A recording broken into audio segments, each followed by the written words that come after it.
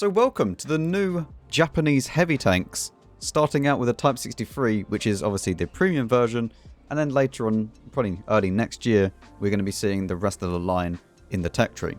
So starting things out on Paris. Now, one thing to note about this tank, as we are in a tier 10 game, it doesn't get a lot of health. This is 1,600 hit points with a HP boost, and this is bounty HP. So it really doesn't get a lot of hit points. In comparison to the Tiger at tier 7, the one below, the Tiger 1, that gets 1,500 hit points standard. This gets, well, below that, whatever that is. And that is a insanely great peak, Max. Well done. And I cannot sit here anymore, though, because I do not have the capacity to side scrape. So I should really go back and try and go hold down back here if it's possible. Do not want the turret to go that way. Okay. Let's see if we can now get some shots out on this guy. Should be able to shoot the convoy from here without too many issues. I mean, all of these shouldn't be able to really pen me reliably. The STB... What? Where did he even pen?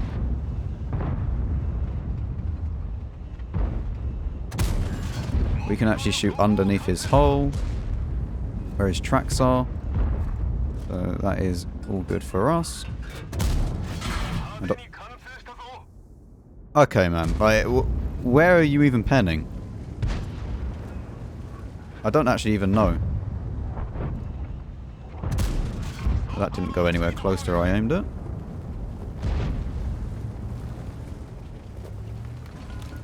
But I mean, just like this, we're now down to a one-shot. I mean, did he really hit the lower plate? I mean, one of them hit the lower plate, but I don't think that was... I'm pretty sure that was a different tank.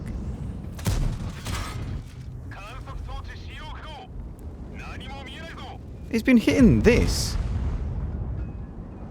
which is a very weird thing that he's managed to pen, because technically speaking he shouldn't be able to do that.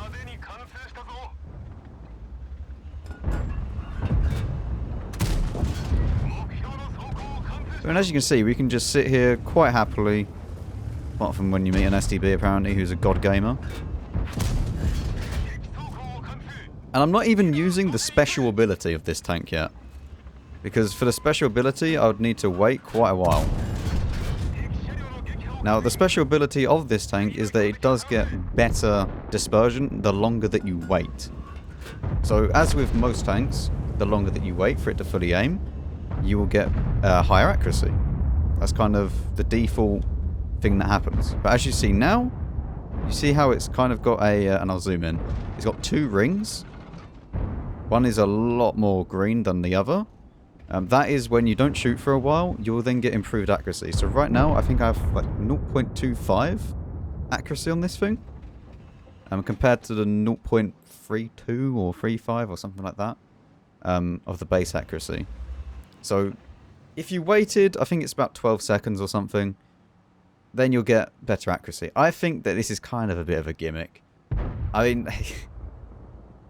If you've watched some of my other videos, you know how I kind of think like the whole accuracy mechanic is a little bit of a gimmick because RNG exists in this game. So, I mean... How... I do not understand how... I want to know where they're penning. I mean, either way, we got 3k, but I want to go and see where they've actually penned. I'm sorry, what? See, these two, completely fine. This is completely normal, right? Lower plate, you're going to pen it. The hull armor is useless on this tank. And so is the side armor, right? This is completely normal. But these, even with 330 heat, what? So this is what the STB-1 sees. I mean, there's a tiny pixel there that he can hit.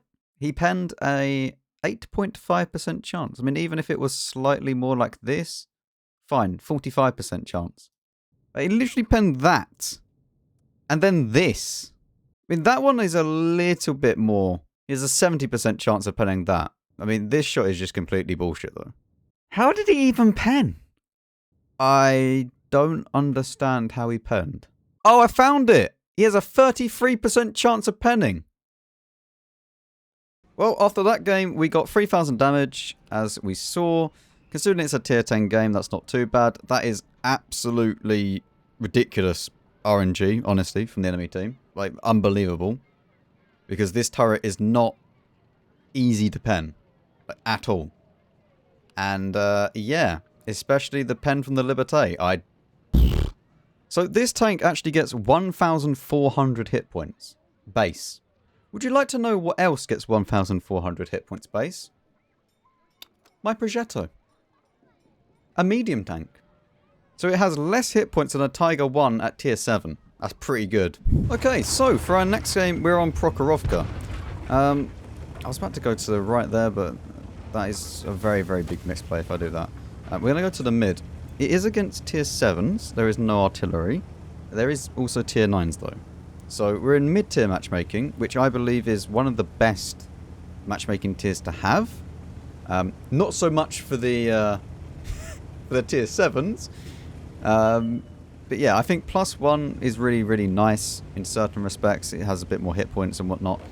But +2, yeah, I mean, +2 is disgusting.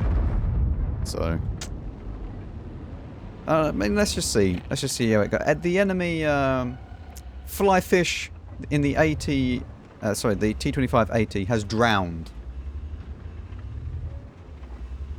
on Prokhorovka within the first minute. Yep. That means he went and died over in this pool of water over here. Oh, our light tank is phenomenal. Well done. Very good. So, we now no longer have a light tank, which is, we're off to a great start, actually. I mean, let's just see if someone makes a mistake like this guy, and we can hopefully punish him for it. I'll be interested to see how exactly the tier 10 looks for this vehicle. What is our team doing? Like, I'm sorry, I don't know what their plan was, like the T29. Why? Why would you just push in like that? I don't know. But yeah, I'm kind of interested to see what the tier 10 is going to look like. Because if it's going to be like this, I don't think it's going to be that good. I mean, turret armor wise is maybe going to be great, but I'd honestly rather have a weaker turret and more DPM than have impenetrable DPM. Oh, sorry, impenetrable turret and no DPM. So, man, I really don't know. What is this turtle doing? Why? What? I mean, he spotted the Barask, but... Nice. It wasn't a worthwhile trade, though, realistically. I don't even know what he was doing in the like the bowl anyway. Quite a few tanks on the hill. There's still no Tiger Mouse or E75 that's been spotted, so we do need to watch out for that. Should we try and put a few shots in just randomly? See if we can get a few blind shots. It's always a little bit interesting when suddenly you get a kill. But you see how, if I go like this, so you see when I go here, like, I hate this suspension so much. Okay, TS5. Yes. Like, this suspension is super annoying when it does that. There's a camping T95. Wonderful. Right, well, I need to try and run away because I cannot peek this. They still have their light tank and we don't, so, I mean, realistically this is already over. All their light tank has to do is just not die. And then they win the game. I think that bounced off. I don't even know what tank that is up there. I can't pen him. At least I don't have a shot at him at the moment.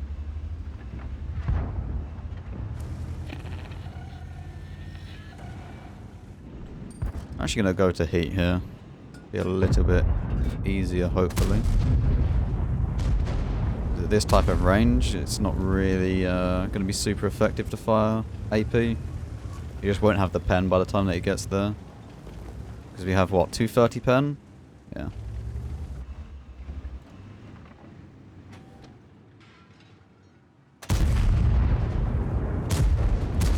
Don't think we have clean shots, really, at that. It's kind of hard to see up there.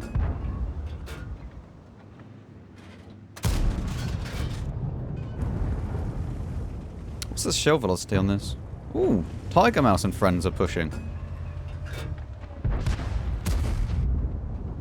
I should actually go further down into this dip here to keep myself safe from that. I'll then be out of the render, I believe. Yeah, I'll be out of render for the rest of them as well, which is good. Now we can just go hold down on this corner bit. I'll say this corner, this ridge line. Yeah, I really, really hate how the suspension is so jumpy. It's the same with the STB, and the reason why I don't like the STB, I don't like the UDES, I don't like any of the siege mode suspensions that are like this. The SDRV is different because you actually need to activate it. When it's like this and you have no choice, when you activate it, it's super, super annoying. There's apparently someone at the very back over there, so we need to watch out for that. And it's a TS5 at A2. I mean, maybe I just go down here. I mean, whatever I do is not really going to be great. Like, positioning wise. At least if I go down here, it's going to give me a little bit more cover. Like, they can't accidentally blind shot me from the hill. I'm out of render. We need that light tank dead.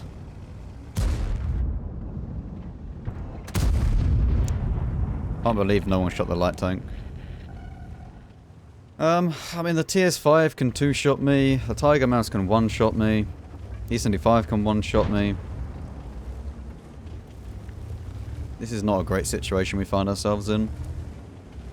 I'll load AP, so I'm just blind shot the light tank here.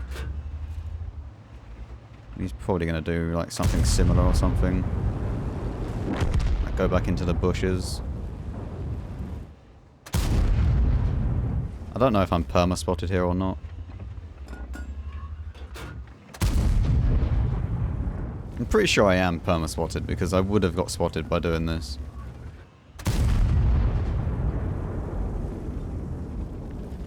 And the only good thing is that it's APCR that both the Tiger Mouse and E75 have, so they should struggle to pen me if I'm hold down directly in front of them. And that being said, as soon as it's a little bit to the left, a little bit to the right, they're just going to pen it pretty easily. Because of obviously how the sloping goes. This tank is very much like the Rhino, the Concept in that kind of regard, where as soon as you turn your turret to face another person, it then opens up a weak spot for the person that you were just shooting at. Like either to the left or right.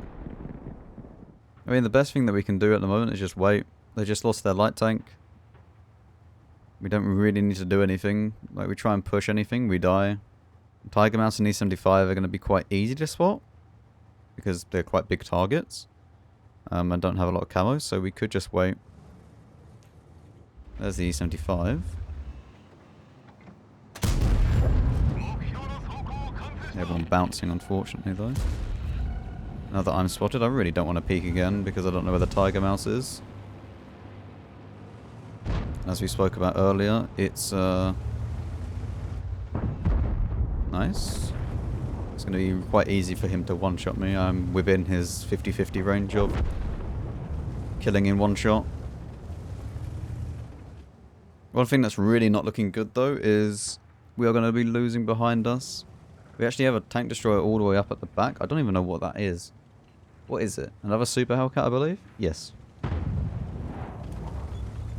Tiger Mouse pushing the mid like this is quite annoying.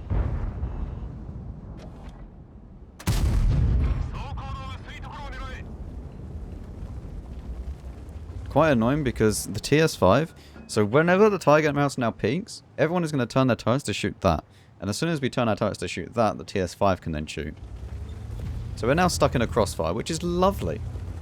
Even more so than we were before. I don't know if this XM is going to die doing this. I think the TS5 might spot him as he pushes. Guess we'll find out.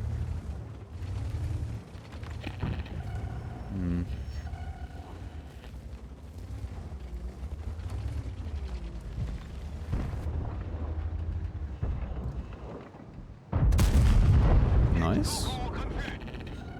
I'm actually quite impressed that we managed to get a shot off on that. Right, they have a Leo in the mid, which is really not good.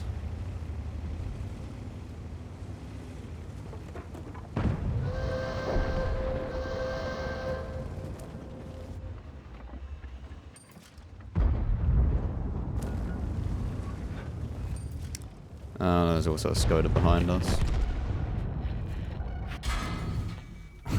I don't have the gun elevation. Ah, wonderful. Yeah, that's the other problem with this tank. It doesn't have gun elevation at all if you're not in siege mode. Well, that was a wonderful game. Became 33k. Jesus. 33k with all the bonuses on. I don't know. I don't like this tank. I don't like it that much. I think that the accuracy is a very, very big gimmick on this tank, and you should never really wait for the accuracy at all, because it doesn't matter. Like, RNG is either going to make you hit or you're going to miss, which is why I don't think IAU is a valid equipment choice, because it doesn't really do anything, especially if you're picking like IAU over Vents, because Vents is going to boost everything else and your accuracy, even though that literally 0.02 and 0.01 makes zero difference to the tank. Literally zero.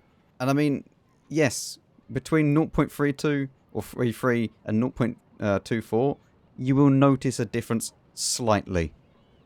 Right? But it's not really going to make that much of a difference. I'm actually kind of tempted to not even use the turbo on this tank. Since it goes at 40, I might just put vents in to try and boost the DPM up. Because the DPM really is quite bad on this vehicle. This tank just feels incredibly awkward to play. It doesn't feel flexible at all as a tank. Every single time that I play this vehicle, I just feel like I want to be in something different. I want to have more DPM. I want to have a turret that isn't as annoying to play with, right? With the siege mode and whatnot. And over the side, you have 0 gun elevation. In fact, where is the gun elevation and depression stat? You have 9 degrees of gun elevation, apparently, and minus 12 degrees of gun depression. Well, as you can clearly see, that is wrong, because it is 5 degrees of gun elevation over the side of the vehicle when you're not using siege mode at all. And how much you get while you're looking over the side? 8 degrees. 8 degrees over the side is fine. 5 degrees when you cannot use any of your siege mode like this? That's genuinely useless. I hate it when the stats in the garage are some of the most useless features in the entire game, because they don't even show everything about the vehicle. I mean, at least they have the dispersion for both whichever mode you're in, but why can't I have the gun depression and elevation angles for when I'm not in siege mode and in siege mode? Well, for our third and final game, we're on Fjords in tier 10. Wonderful. Yes, very, very fun. Honestly, this is one of the reasons why tier 8 premiums are just worse than tier 9s. Is the fact that you meet tier 10. And at least with a tier 9 premium, you can do a little bit more than you could in a tier 8 premium. I don't know about you, but the majority of the time that I'm playing tier 8, I see a lot of +2. And it is super, super annoying. Because even if you get a streak where you have a few games where you meet your own tier, right? And I don't want to meet tier 6s, because tier 6 is almost as annoying as tier 8s. Oh, sorry, tier 10s, when you're playing tier 8s, because the game's just over instantly when you meet tier 6s. There's not enough health, they have no like way of doing damage to you, so you just sit in front of them and they just can't do anything. So -2 is nearly just as bad as +2 in that respect. I mean, what is this guy doing? Interesting. But at least if I was in, like, the Tiger Mouse, this wouldn't feel as bad. Right? They have a bit more health. They can actually do a little bit more They usually have a bit better gun. But like, where are you go? What are you doing? Interesting. I mean, my team just wants to push it. Am I able to get a shot on this super conch or not? I cannot get a very reliable shot on this guy.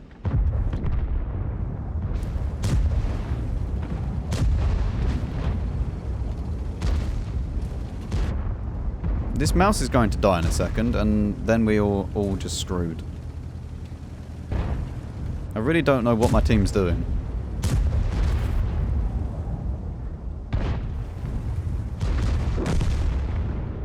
What? And I can't even pen the super conch.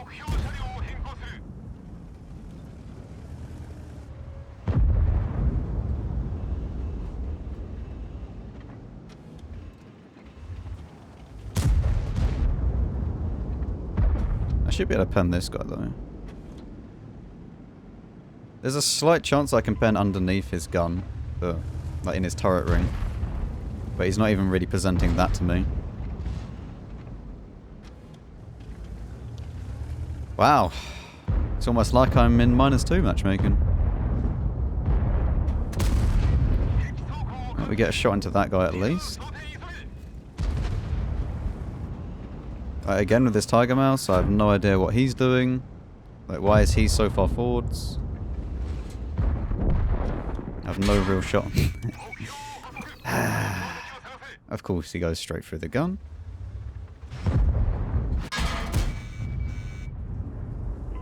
I don't know. I really don't like this tank.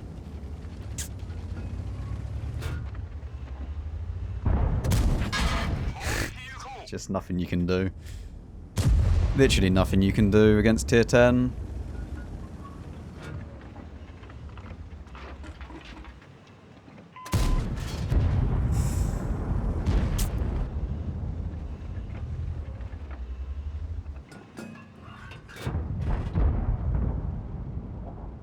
I don't know, this whole tank feels just like a gimmick to me. And there's a grid of 15. Yeah, I mean, that's my opinion on the tank. I think it's a useless vehicle, to be honest. I really don't like it. Doesn't have enough DPM, doesn't really have armor against higher tier, which you meet, so you have to take that into consideration. It's only really good against, like, your own tier and below. And any tank that's like that is not a good vehicle. And another thing that I just thought about, you have to spam so much gold in this vehicle if you actually want to get a half-decent game in tier 10. Because you have 290 heat round, which means that you can pen tier 10s. But with the standard rounds, you just can't. At all. 230 AP is not enough for tier 10. But 290 is. So any profit that you would be making, you're just losing through premium rounds. We made 26k out of that game. Wow. And before you say, well, you're resupplying consumables, you're resupplying, you're spamming gold. Yeah, I know. But my tank would not be as good. It wouldn't have as much DPM if I didn't use food.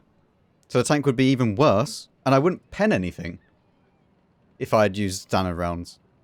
So I would have earned even less out of that game. I feel like this tank is one of the weakest out of the boxes. I don't think it's as bad as the XM. But the XM video's for tomorrow. But I feel like as soon as you get into tier 10, it just has nothing going for it. Literally nothing going for it. At least the Tiger Mouse, you still have armor against tier 10. You have a decent enough gun and penetration with the 7.52. This thing, it just has nothing, man. It has no hull armor. The turret armor is a complete gimmick, as we've seen. Because as soon as you meet someone that is not directly in front of you, just like with the Rhino, just like with the Concept, you then just get easily penned. And majority of the time, you are not fighting someone one-on-one.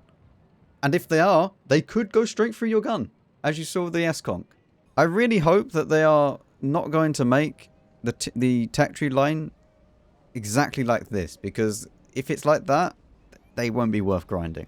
I mean, the good news is that they can still buff this vehicle, and they should. Like, it doesn't need this little DPM.